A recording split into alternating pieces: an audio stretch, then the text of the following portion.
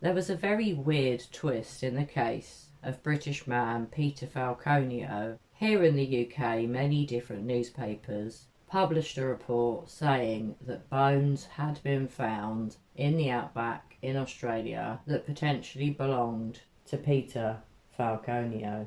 This all happened on Friday. Within a couple of hours of these articles being published, a lot of newspapers started to report that the police in Australia had denied that this had happened. I really don't know where this news surfaced from, but what I do know is this was extremely heartbreaking for Peter's parents because they've waited over 20 years to give their son Peter a funeral, and their hopes were dashed yet again by what appeared to be fake news. It was the Northern Territory Police that denied these claims. If you're not aware of Peter Falconio, on the 14th of July 2001, him and his girlfriend Joanne Lees, who is also from the UK, were travelling around Australia. They were travelling in their camper van along a remote highway near to Barrow Creek in the Northern Territory when all of a sudden they were pulled over by another motorist.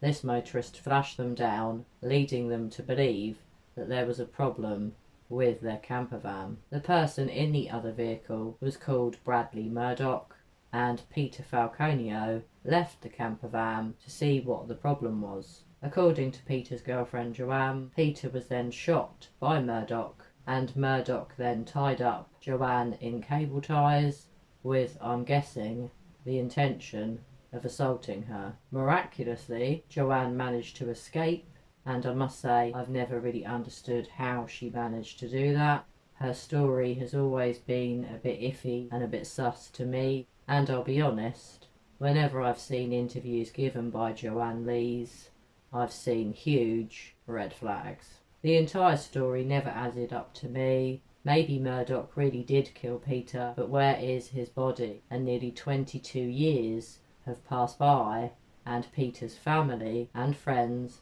have never been able to say goodbye. They've never been able to give him a funeral. Both of Peter's parents are now in their 70s, and I really feel it would be great if they could know soon just what happened to their son and where his body is.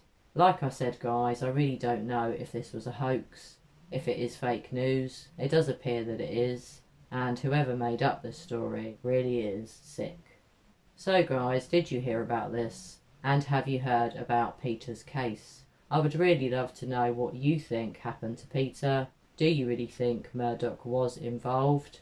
And did you find Joanne, Peter's girlfriend, suspicious, just like I did? Now, just to say, Joanne may have had nothing to do with what happened to Peter. Perhaps the red flags were not really red flags at all, and perhaps she's not a very emotional person. Anyway guys, please share your thoughts with me, and as always I'll look forward to reading your views. Bye for now.